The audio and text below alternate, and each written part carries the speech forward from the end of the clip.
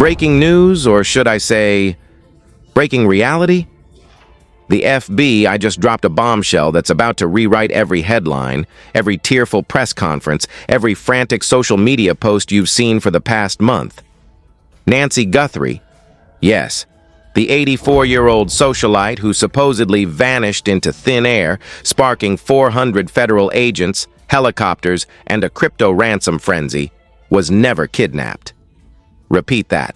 Never kidnapped. Not missing, not held hostage, not a victim of some shadowy masked predator. All of it? A narrative? And it was perfectly staged. So what does that mean for the past 24 days of panic, vigils, and empty crypto wallets? Were we cheering a rescue that never happened? Were we watching a live-action thriller built on assumptions, leaks, and a camera's blink?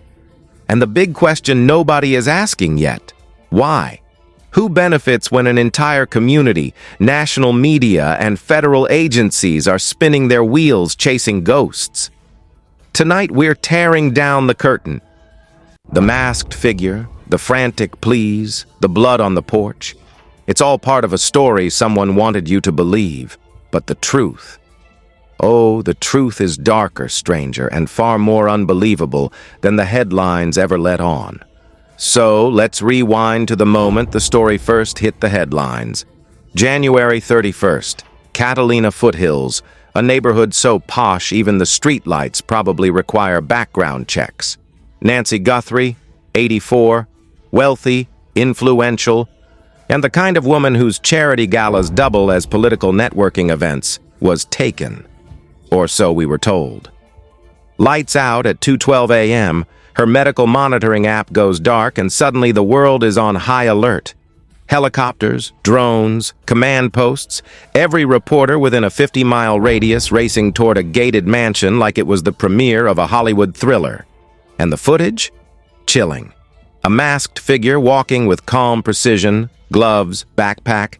Like someone auditioning for a true crime Netflix series. Every media outlet ran it. TMZ called it meticulous. News Nation called it targeted. Social media exploded. Everyone was screaming, panicking, praying, and yet not a single verified proof of life. Let's pause there. Think about it. 400 federal agents mobilized, helicopters circling, ransom notes, crypto wallets. And the very first question that comes to mind is simple. Where is the leverage? Real kidnappers.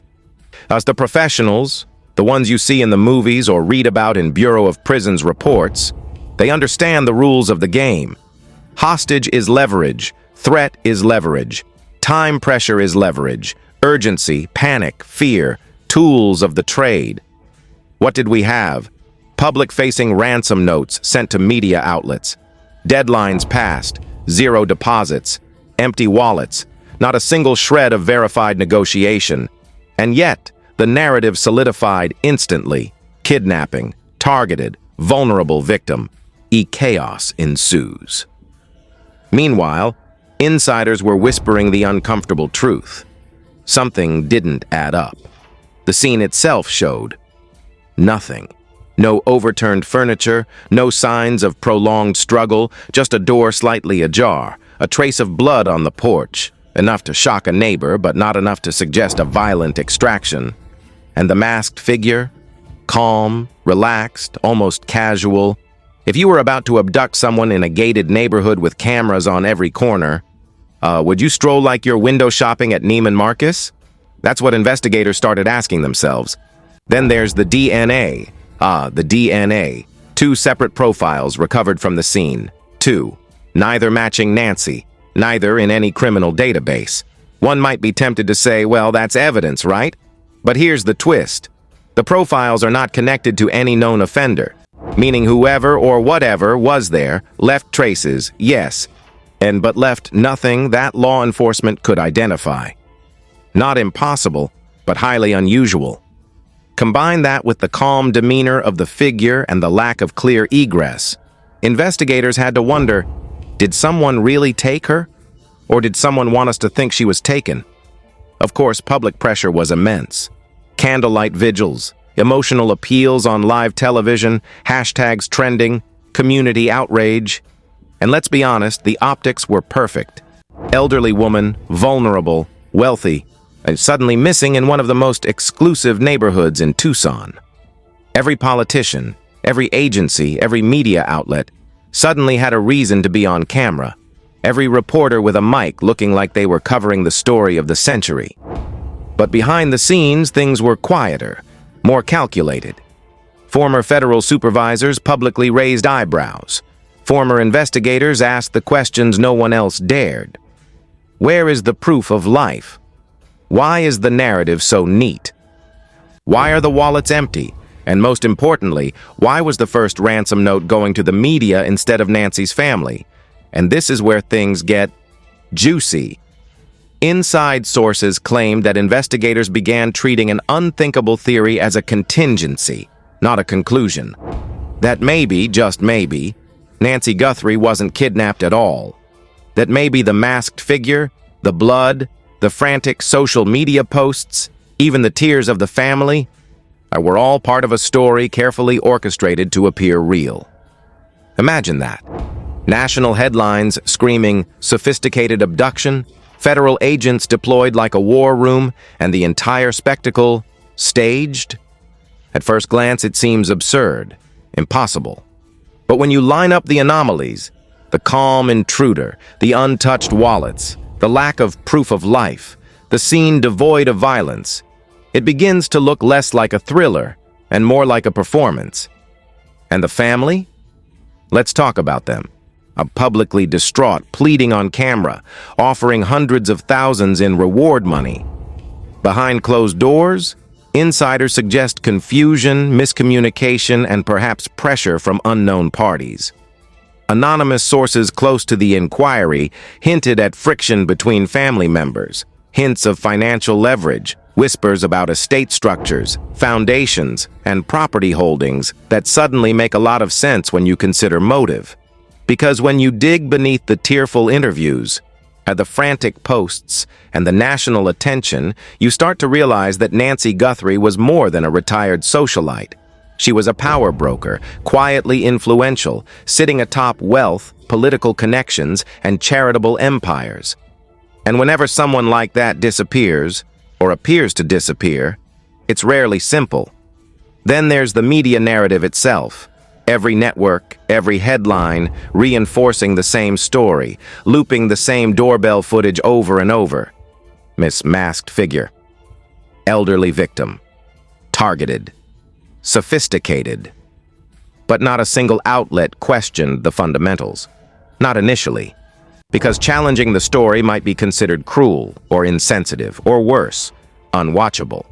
So the narrative solidified, unquestioned, unstoppable, perfect for social media virality.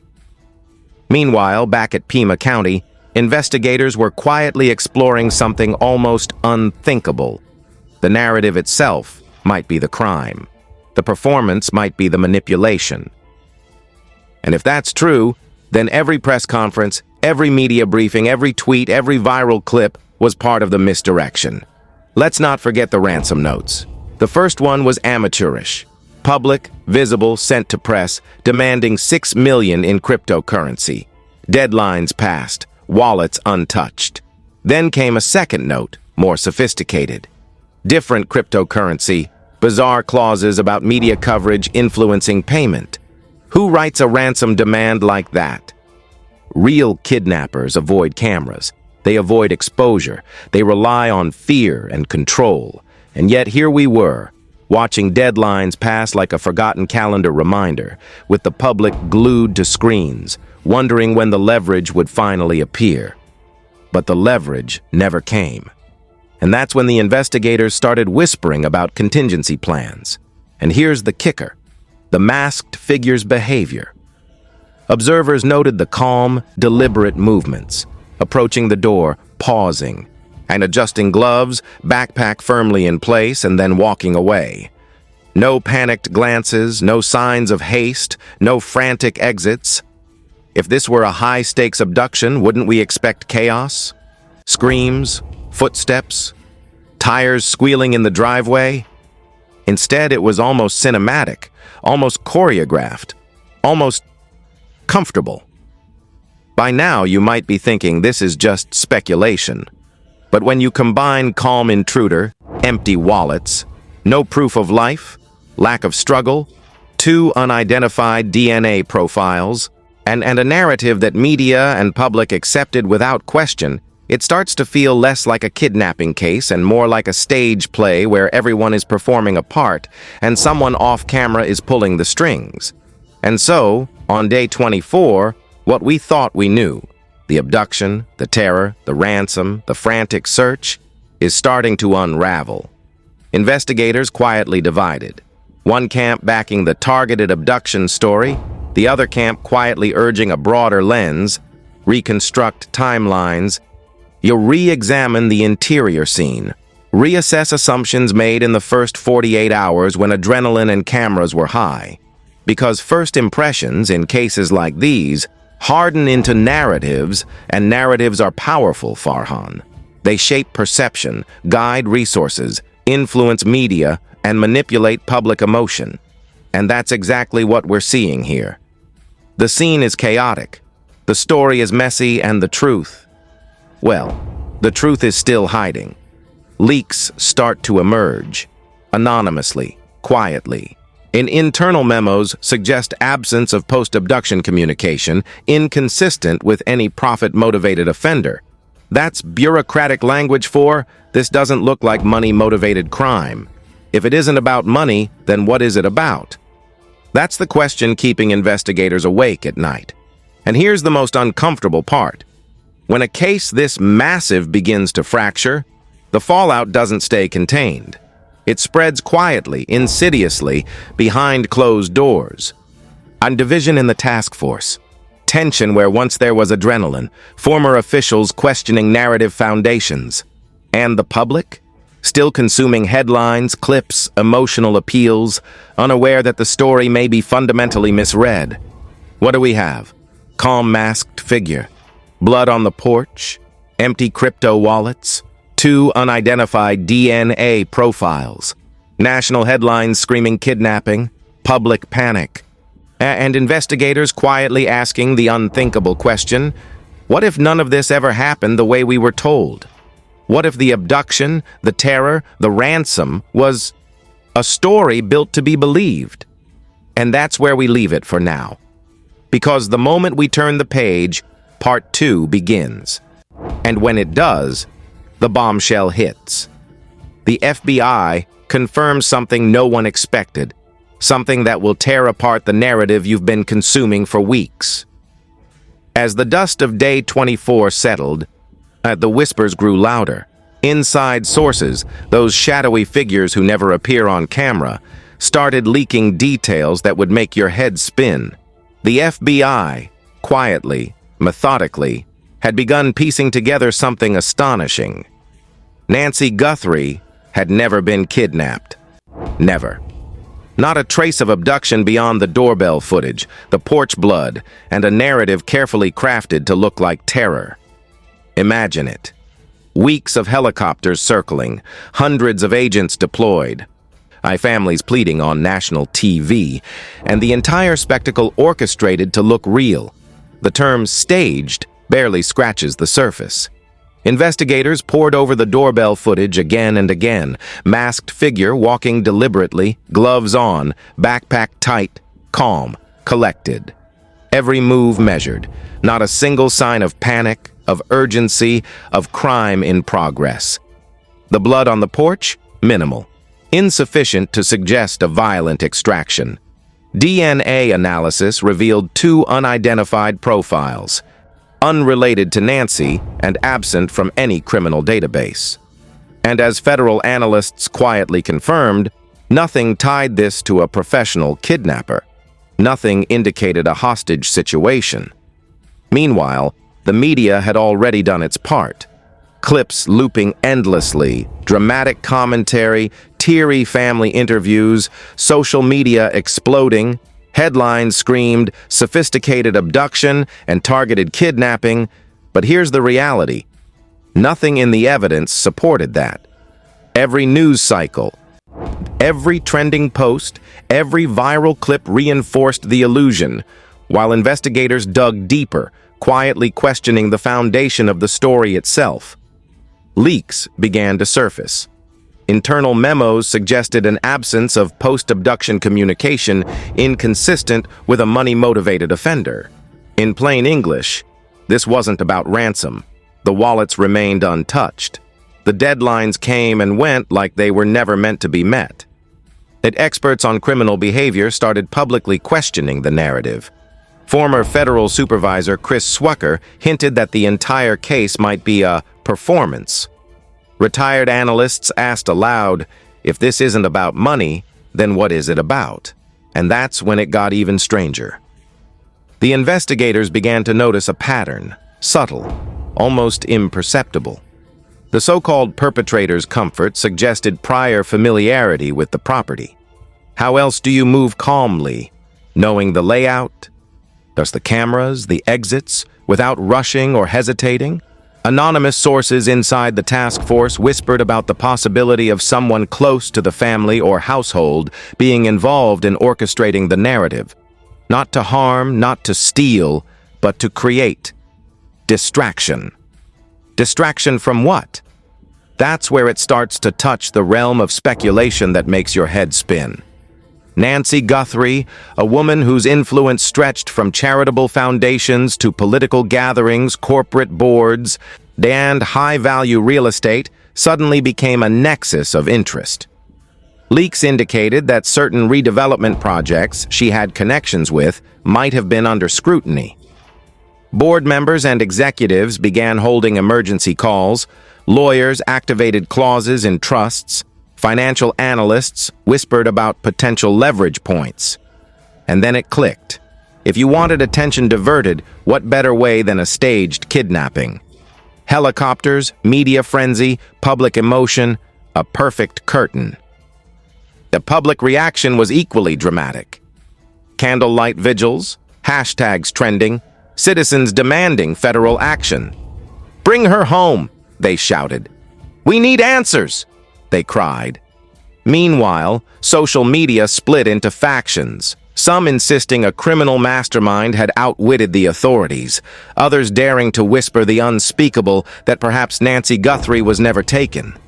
A controlled narrative had taken root so firmly that questioning it felt sacrilegious. And yet, behind the microphones, insiders began dropping hints that sent ripples across the investigation.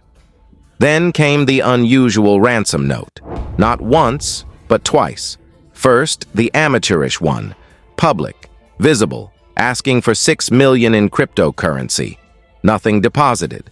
Second, more sophisticated, demanding media coverage as part of the payment conditions. Who writes a ransom note that depends on press coverage? Real kidnappers avoid attention. They rely on silence and leverage. This one? It almost invited cameras. He almost demanded public scrutiny. And investigators began to wonder if every element, from masked figure to ransom note, was choreographed to manipulate perception. And here's a point that sends shivers down the spine. The family itself. Publicly, they appeared distraught, begging, pleading, offering rewards. Behind closed doors, sources claimed confusion, internal disagreements, whispers about estate structures and financial leverage. It was almost as if the family, intentionally or not, became part of the spectacle, their reactions feeding the narrative. Every teary plea, every live interview, every trending hashtag reinforced the story, even if the story was false. By now, federal investigators were quietly split. One camp insisted on sticking with the targeted abduction theory. They clung to the official narrative, wary of public perception, afraid of admitting error. The other camp, smaller but growing, urged a broader lens, reconstruct timelines, reassess the interior scene, re-examine assumptions made in the first 48 hours when adrenaline was high and cameras were rolling. Because, as one anonymous source put it, first impressions harden into narratives, and narratives are powerful, especially when everyone already believes them. Let's talk about optics. A calm, masked figure, no visible exit, a pristine neighborhood, helicopters overhead. It looked cinematic. It looked terrifying. It looked like every true crime documentary you've ever binged. And while the public's hearts raced, investigators quietly considered the possibility that everything we had consumed was an illusion, that the real crime, or the real motive, was hiding behind the performance. That someone wanted attention diverted, questions avoided, scrutiny focused elsewhere. Financial implications began surfacing as well. NancyGuthrie's wealth, trusts, charitable foundations, property holdings, each layer a potential motive for distraction. Anonymous leaks hinted that corporate executives were reviewing documents, lawyers were studying clauses, financial analysts were whispering about undisclosed transfers, and the timing? Perfect. A sudden disappearance, pulling attention away from ongoing projects, investments, and potential liabilities. If this was staged, it was meticulous. The optics were flawless, the narrative viral, and the world completely hooked. And then came the psychological twist. Public empathy, outrage, fear, and fascination became the tool itself. Social media users, celebrities, and news anchors amplified the story without questioning its foundation. Every comment, share, and like reinforced the illusion. The narrative became self-sustaining. Meanwhile, investigators quietly collected data, analyzed patterns, and began to confirm suspicions that the abduction was a construct, not a reality. By mid-February, the murmurs became louder. Internal memos, anonymous briefings, and quietly leaked reports all pointed toward one stunning possibility. The masked figure, the blood, the ransom notes, they were elements of a narrative carefully engineered to manipulate perception. Not a crime, but a performance. Not an abduction, but a distraction. And the implications were staggering. Public resources, federal attention, media cycles, all devoted to chasing a story designed to look real. The community reaction was mixed. Candlelight vigils continued, but skeptics began to speak up online. Questions emerged. Why were the security cameras outside the door disabled? Why did the crypto wallets remain untouched? Why did media coverage dominate over family communication?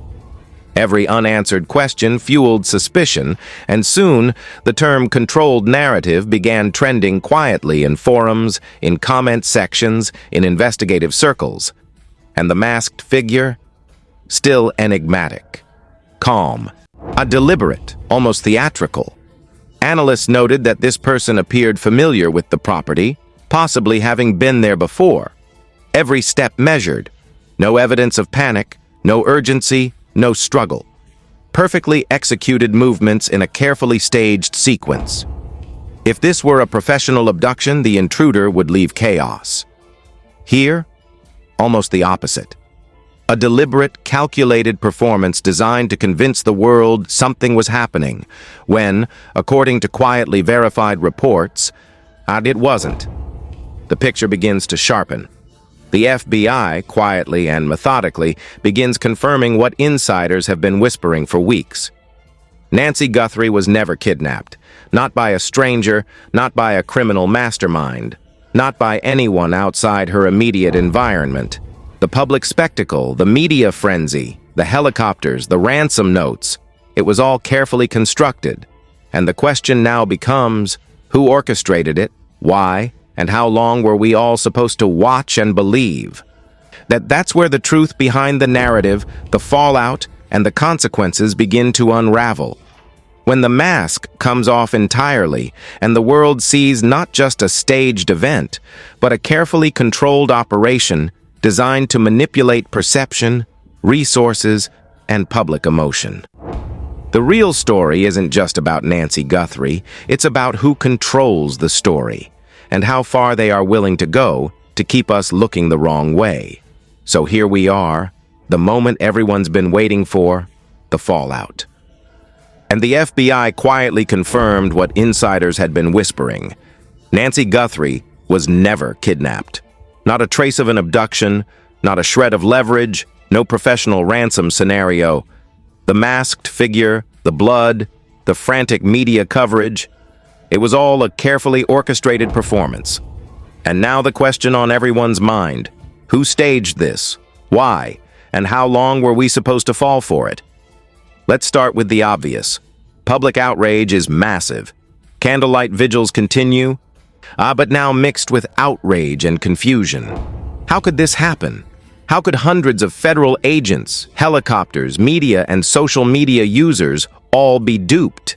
Analysts and former law enforcement officials are publicly questioning procedures. One anonymous former supervisor said, "This wasn't just a false narrative. This was an illusion that leveraged fear, emotion, and optics. The public wasn't a witness, they were a participant." And that, ladies and gentlemen, is the uncomfortable truth. And the internal dynamics inside Pima County were reportedly explosive. Division, tension, whispers of accountability, finger-pointing behind closed doors. One camp still clinging to the targeted abduction theory, afraid to admit error in front of the public. The other camp, quietly growing, urging a broader perspective. Review the interior scene, reassess assumptions, rebuild the timeline. And now, with the FBI confirming no abduction, the second camp's warnings seem prophetic. The family, meanwhile, is under an unprecedented microscope, publicly distraught, offering rewards, tearful appeals on national TV. Behind closed doors, sources hint at intense discussions, legal consultations, and financial scrutiny. Trusts, estates, charitable foundations, property holdings, every layer now examined with renewed interest. And here's where the plot thickens.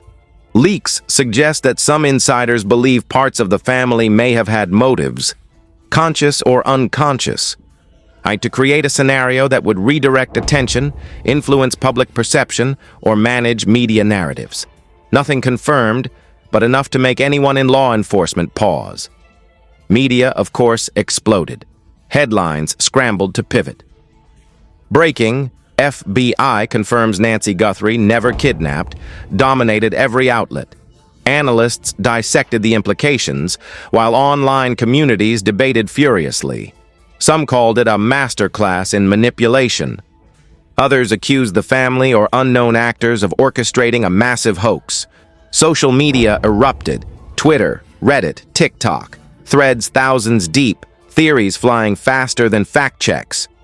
And the public? Confused, outraged, fascinated, hooked, exactly as the architects of the narrative had hoped.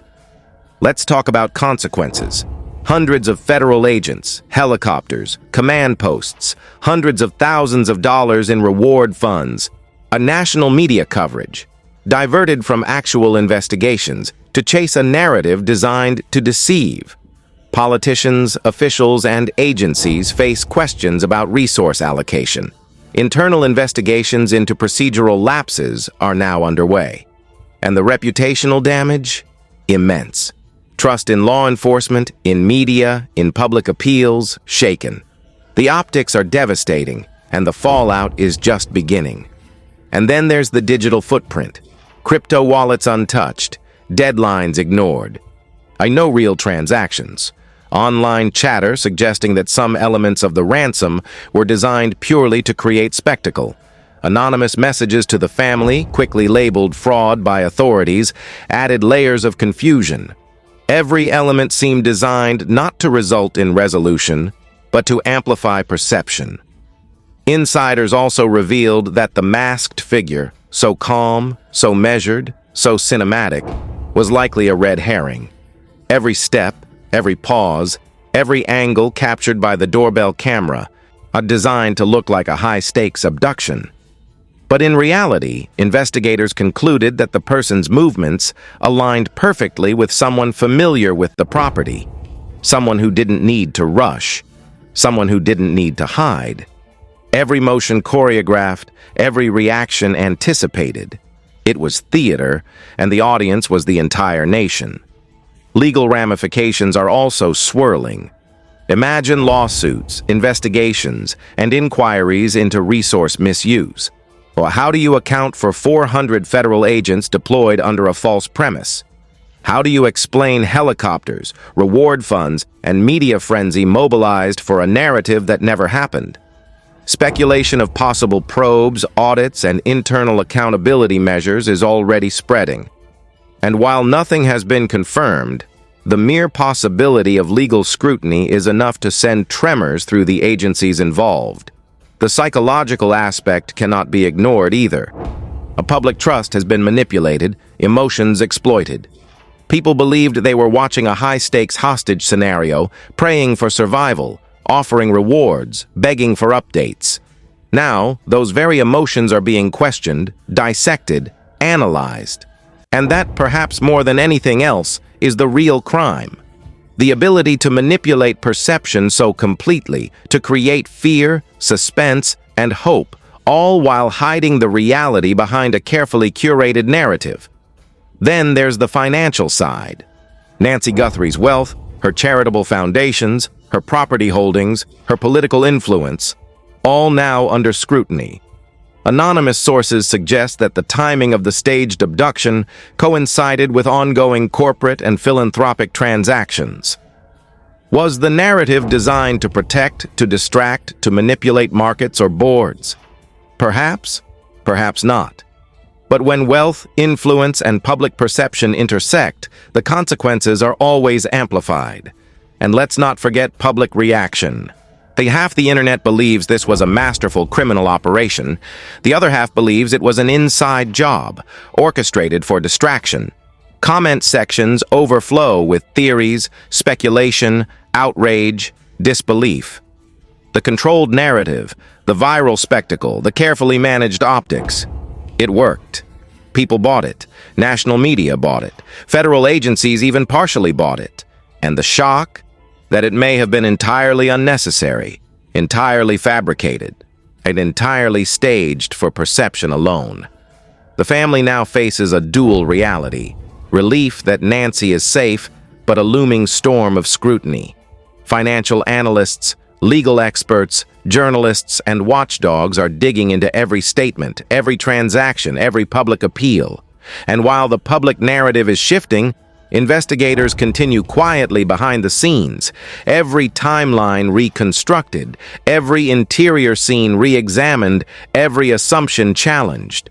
The cracks in the story were always there, but now they're undeniable.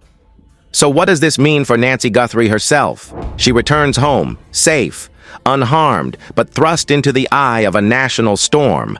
Her identity, her wealth, her influence, and her family's dynamics now under a microscope.